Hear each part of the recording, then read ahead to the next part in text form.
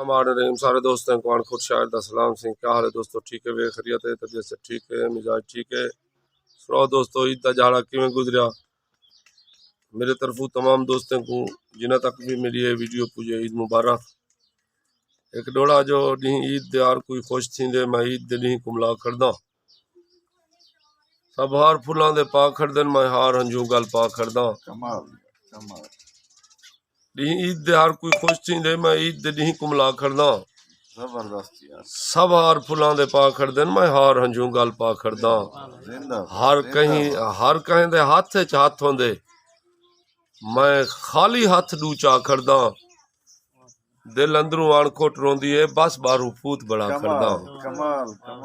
दिल अंदरों अणखोट रोंदी है, बस बारू फूत बड़ा खड़दा। इवें गैर दा ना बदनाम होंदे होंदे अपने हैं जेरे लुट वेंदन। दुख देखते सजन प्यारे भी, सजन प्यारे ना आखूं उतरे आखूं प्यारे तो नाल खड़े रहंदन। मगर कोई गाल नहीं मुआशरे दी अकासी है जो दुख देखते इवें गैर दा ना बदनाम होंदे होंदे अपने जेरे लुट वेंदन। दुख देखते सजन प्यारे भी, दुख देखते सजन प्यारे भी, बस राह विच छोड़ते फुट वेंदन। इवें निकमी आम जी गाल पिछू कई रिश्ते खून दे त्रुट वेंदन। जिंदे अजल तू जड़ नसीब वंजन उहे जग विच हुल अण खुट वेंदन। ते जग हार ते हार मनेंदा नहीं, असा हरण तो पहलू हार गए हैं, असा मर गए हैं।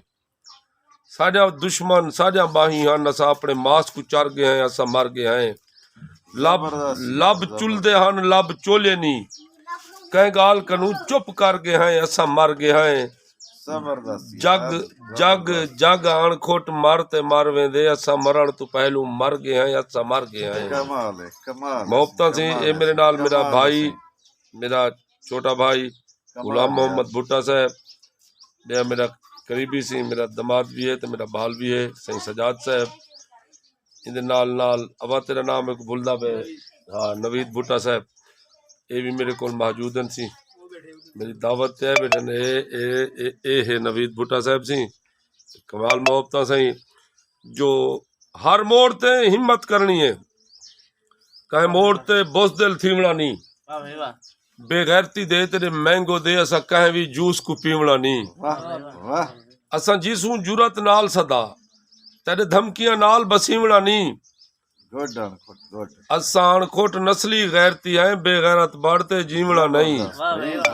असा अणखोट नस्ली गैरती है, बेगैरत बढ़ते जीवना नहीं। दोस्तों सुनाओ शेर किवें लगदे पेन? अल्लाह तो आपको ढेर इज्जत नाल नवाजे।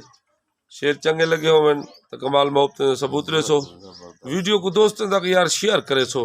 एक तो मेरे को एक गाल ही बड़ा जोर ते करण दा डा नियम दा, मतलब इतना जेड़े लोग भी वीडियो यूट्यूब ते भेजन या दोस्तों तक भेजन या यानी कि फेसबुक ते या कहीं भी मकसद इंदो ते भेजन तो आवाम की ख्वाहिश होंदी है जिंदे विच फूल पतरा होवे।